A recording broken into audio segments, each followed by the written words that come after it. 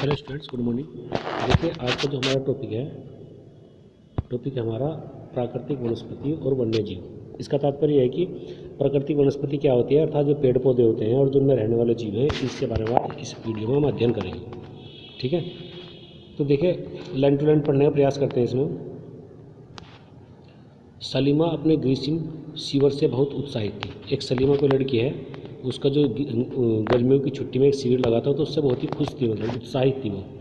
अपने सहपाठियों के साथ वह हिमाचल प्रदेश में मनाली देखने गई थी। अब वो कहाँ गई है? हिमाचल प्रदेश गई है। मनाली बहुत ही सुंदर स्थान है जहाँ वो गई है गर्मियों की छुट्टी में एक शिविर के दौरान। अर्थात वो बहुत सारे लोग उसके साथ गए, सलीमा के अलावा भी कुछ उसके साथी जो है उसके साथ वहाँ गए थे हिमाचल प्रदेश में मनाली।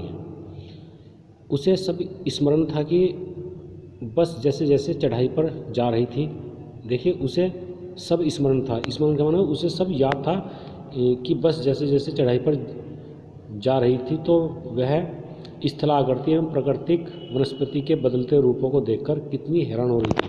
मतलब इस जो ज़मीन होती है, जो ऊपर की ज़मीन है अर्थात नीचे की ज़मीन है, कितना चेंज आ रहा था उससे बहुत ही वो आश्चर्यचकित हो रही थी, देख करके हैरान हो रही थी। जब आप पहाड़ पर जाते हैं तो पहाड़ का जीवन थोड़ा अलग होता है, नीचे का अलग होता है। ठीक है, वहाँ की वनस्पतियाँ कुछ अलग होती है और नीचे की वनस्पतियाँ कुछ अलग होती हैं।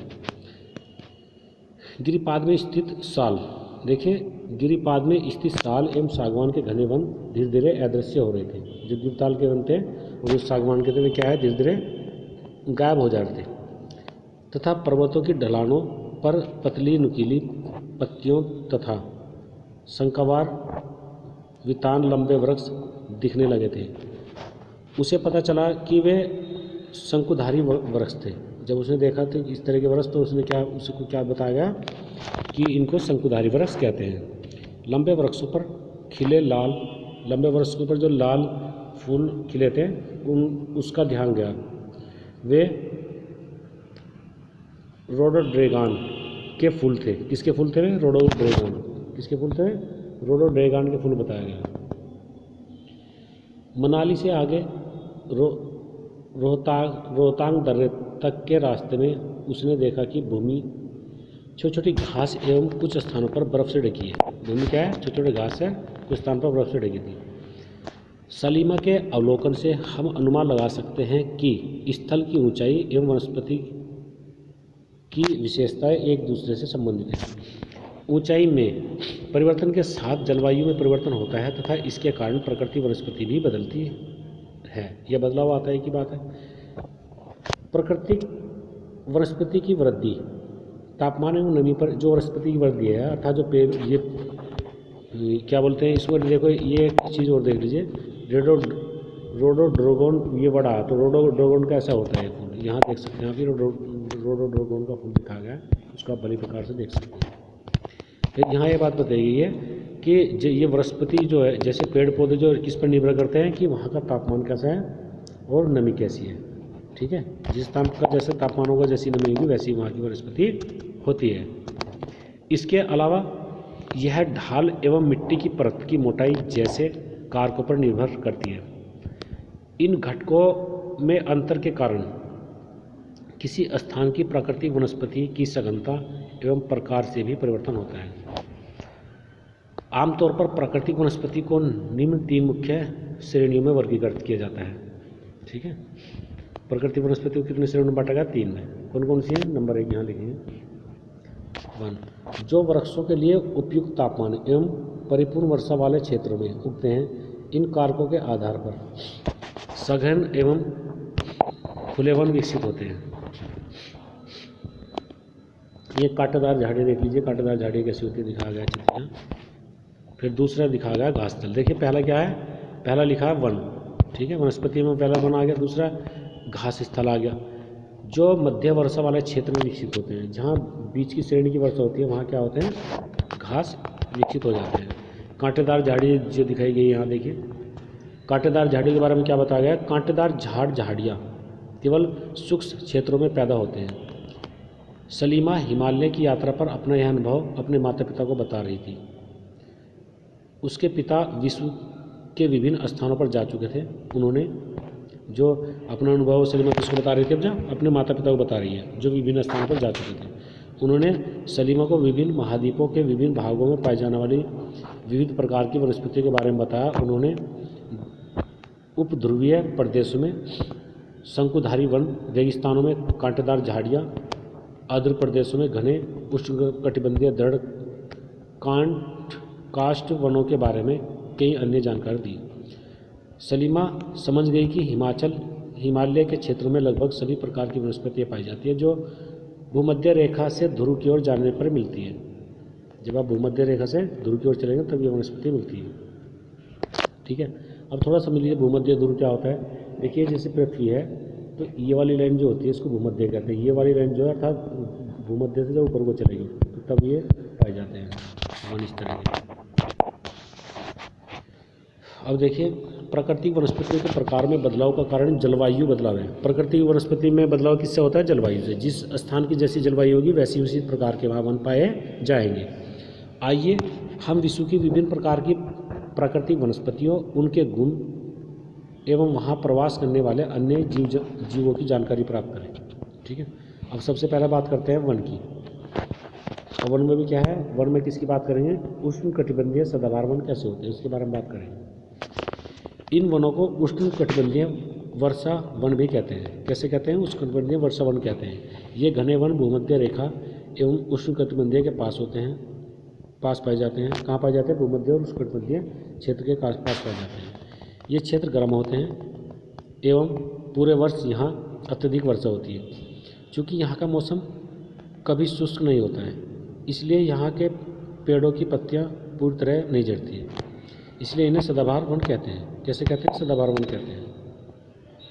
काफ़ी घने वृक्षों की मोटी वितान के कारण दिन के समय भी सूर्य का प्रकाश वन के अंदर तक नहीं पहुँच पाता। ठीक है, आमतौर पर यहाँ दृढ़ काष्ठ वृक्ष जैसे रोजवुड, आनबूस, महोगनी आदि पाए जाते हैं। ठीक है, अब ये देख सकते हैं आप इस तरह के वन पाए जाते हैं। ये उष्णकटिबंधीय वन है, इस तरह घने जंगल दिखाई दे रहे हैं। उष्णकटिबंधीय वनों का लिखा भी बारे में देखिए यहाँ, तो उष्णकटिबंधीय वन इस प्रकार के होते हैं, अच्छी तरह देख सकते हैं। अब दूसरे प्रकार के वन के बारे में बात करेंगे। उष्णकटिबंधीय पर्णपाती वन कैसे होते हैं, अब इसके बारे में पढ़ेंगे। उष्णकटिबंधीय पर्णपाती वन मानसूनी वन होते हैं जो भारत, उत्तरी ऑस्ट्रेलिया एवं मध्य अमेरिका के बड़े हिस्से में पाए जाते हैं।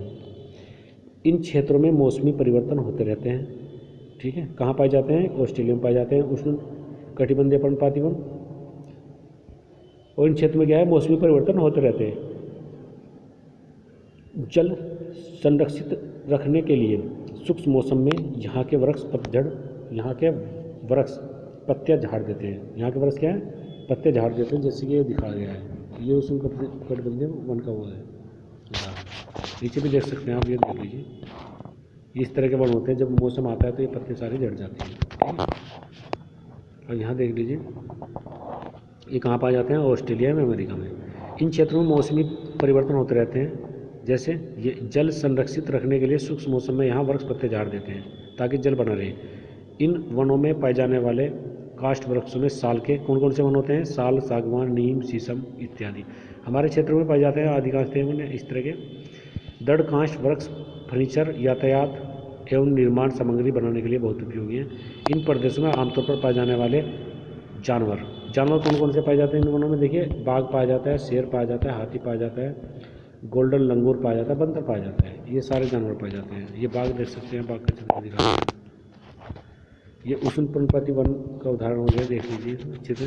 अब बात करते हैं तीसरे नंबर पर शीतोष्ण सदाबहार वन। ये किस तरह के होते हैं इसको देखेंगे। शीतोष्ण सदाबहार वन मध्य अक्षांश के तटीय प्रदेशों में स्थित है। कहाँ स्थित है? मध्य अक्षांश के तटीय क्षेत्रों में स्थित है। ये सामान्यतः महाद्वीपों के पूर्वी किनारों पर पाए जाते हैं, जैसे दक्षिणी पूर्व अमेरिका, दक्षिणी चीन, दक्षिणी पूर्वी ब्राज़ील। यहाँ क्या है? बांज, चीड़, यूकेलिप्टस जैसे दृढ़ एवं मुलायम दोनों प्रकार के पेड़ पाए जाते हैं। ये देख सकते हैं शीतोष्ण सदाबहार वन, ये उदाहरण दिया है सर, ये बहुत अच्छी तरह देख सकते हैं। ये जानवर पाए जाते हैं। अब देखिए आगे देखिए,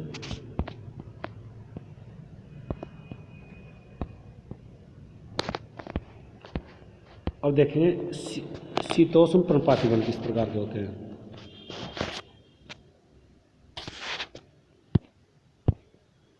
उच्च अक्षांश की ओर बढ़ने पर अधिक शीतोष्ण पर्णपाती वन पाए जाते हैं। जब वो ऊंचे अक्षांश की ओर बढ़ेंगे तब आप वहाँ क्या मिलेंगे, शीतोष्ण पर्णपाती वन पाए जाते हैं।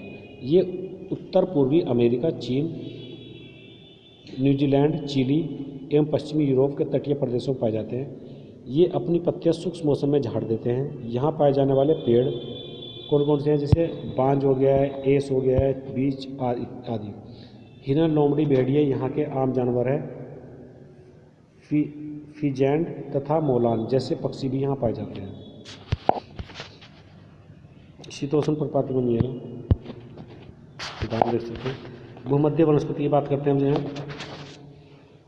आप जान चुके हैं कि महाद्वीपों के पूर्व एवं उत्तर पूर्वी किनारों के अधिकांश भाग शीतोष्ण सदाबहार एवं पर्णपाती पेड़ों से ढके हैं।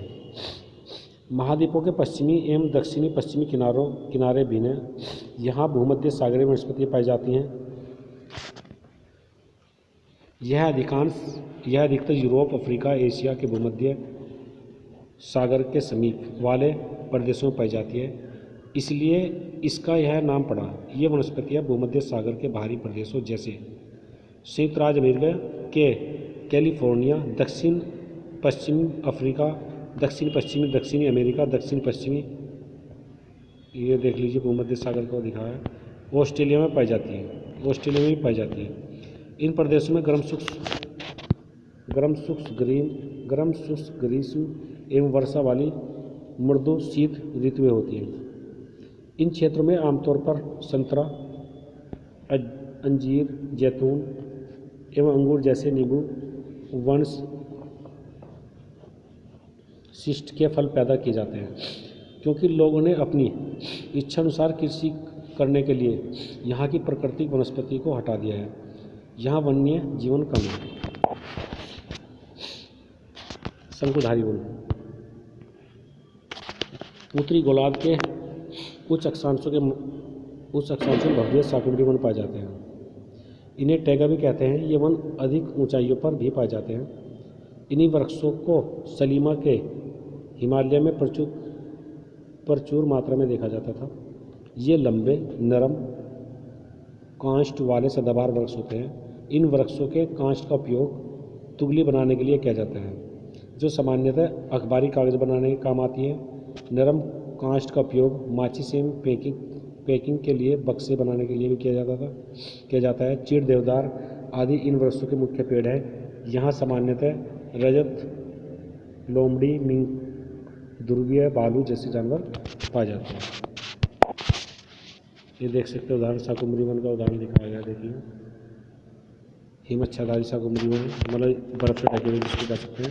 अब घास स्थल की बात करते हैं। घास स्थल क्या होता है, ये उदाहरण में दिखाया गया घास स्थल कैसे होता है। देखिए उष्णकटिबंधीय घास स्थल, ये वन भूमध्य रेखा के किसी भी तरफ उग जाते हैं और भूमध्य रेखा के दोनों ओर उष्णकटिबंधीय क्षेत्रों तक फैले हैं।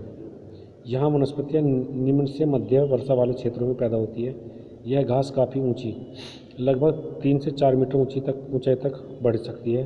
अफ्रीका का सावना घास स्थल इसी प्रकार का है। सामान्य रूप से उष्णकटिबंधीय घास स्थल में हाथी, जेबरा, जिराफ, हिरण, तेंदुए आदि पाए जाते हैं। अब शीतोष्ण घास की बात करते हैं। देखिए ये मध्य अधिक अक्षांशीय क्षेत्रों, महाद्वीपों के भीतरी भागों में पाए जाते हैं। यहाँ घास आमतौर पर छोटी, पौष्टिक होती है। शीतोष्ण प्रदेश में सामान्यतः जंगली भैंस, बाइसन, एंटीलोप पाए जाते हैं। कंटीली झाड़ियाँ शुष्क रेगिस्तान जैसे प्रदेशों में पाई जाती है। उष्णकटिबंधीय रेगिस्तान महाद्वीपों के पश्चिमी किनारों पर पाए जाते हैं। तीव्र गर्मी एवं बहुत कम वर्षा के कारण यहाँ वनस्पतियों की कमी रहती है। विश्व के मानचित्र पर रेगिस्तान प्रदेशों को चिन्हित करते हैं। क्या आप भारत के बड़े रेगिस्तान का नाम बता सकते हैं? रेगिस्तान के कुछ जानवरों के नाम बताइए जिन्हें आप पहले से जान चुके हैं। यदि आप ध्रुवीय प्रदेश में जाएंगे तो वहाँ स्थान आपको अत्यधिक ठंडा मिलेगा। जहाँ बहुत ही सीमित प्रकृति वनस्पति मिलती है। यहाँ केवल काई लाइकेन एवं छोटी झाड़ियाँ पाई जाती है। ये अल्पकालिक ग्रीष्म ऋतु के दौरान विकसित होती है।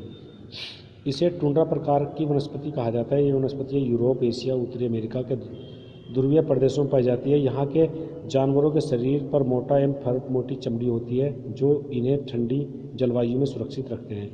यहाँ पाए जाने वाले कुछ जानवर जैसे कौन कौन से हैं? सील है, वालरस है, दूसरा कस्तूरी है, बैल है, ध्रुवीय उल्लू, ध्रुवीय भालू और बर्फीली लोमड़ी, ये सारे हैं। दूसरा, सलीमा के पिता ने उसे कुछ घने वनों के चित्र दिखाए। कुछ चित्रों में सलीमा ने देखा कि लोग वृक्षों को काटकर वनों को साफ कर रहे हैं। उसके पिता ने बताया कि स्थानीय लोग कृषि एवं आवास के लिए स्थान चाहते थे, इसलिए उन्होंने वनों को साफ कर दिया। सलीमा सोचने लगी कि अगर वनों को साफ कर दिया जाता है तो वन जीव कहाँ जाएंगे? क्या ये पुनः वैसे ही बन पाएंगे? अगर लोग इसी प्रकार पेड़ों को काटते हैं तो भविष्य में पर्याप्त ऑक्सीजन, जलवाष्प, लकड़ी, फल, मेवे आदि मिल पाएंगे। क्या आप सलीमा से सहमत हैं? अपने दोस्तों के साथ वनस्पति एवं प्राणी जगत की विविधता में हो रही कमी पर चर्चा करें। इनके संरक्षण के बारे में कुछ सुझाव दें। बस इसमें इतना ही है। अब जो है इसके जो क्वेश्चन आंसर हम PDF भेज दें। Thanks for watching this.